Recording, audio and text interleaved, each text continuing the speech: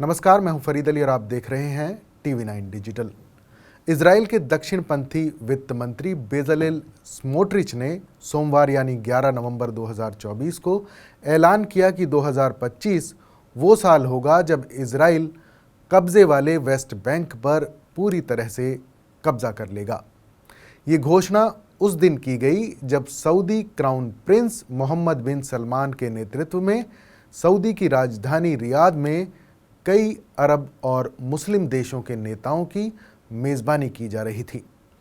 इन तमाम देशों ने लेबनान और गज़ा पट्टी में इजराइल की कार्रवाइयों की निंदा भी की।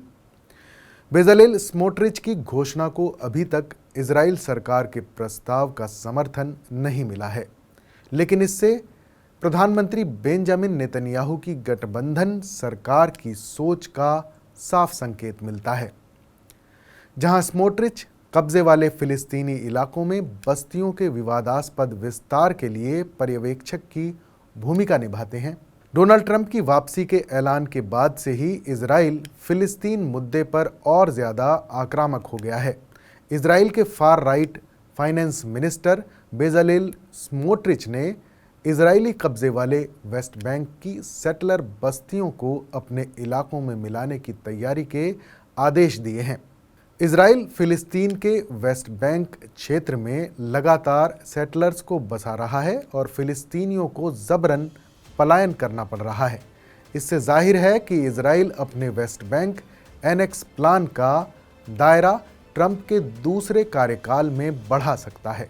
एनेक्स होने के बाद वेस्ट बैंक की इन बस्तियों में इजरायली कानून लागू होंगे और यहाँ रह रहे किसी भी फिलिस्तीनी के घर पर इजराइल सेटलर परिवार को बसाया जा सकता है। स्मोट्रिच ने सोमवार को कहा कि उन्होंने अपने विभाग को वेस्ट बैंक में संप्रभुता लागू करने के लिए जरूरी बुनियादी ढांचा तैयार करने के निर्देश दे दिए हैं।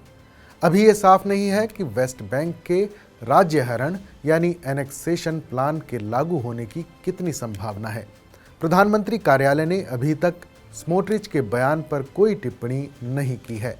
हालांकि सोमवार को इजराइल के नए विदेश मंत्री गिदोन साआर ने एक प्रेस ब्रीफिंग में कहा कि सरकार ने अभी तक एनेक्स के मुद्दे पर कोई फैसला नहीं किया है। साथ ही उन्होंने ये भी कहा कि अमेरिकी राष्ट्रपति डोनाल्ड ट्रंप के पहले कार्यकाल के दौरान इस पर चर्चा की गई थी और कहा कि अगर ये प्रासंगिक होगा तो वाशिंगटन में हमारे दोस्तों के साथ इस पर फिर से चर्चा की जाएगी।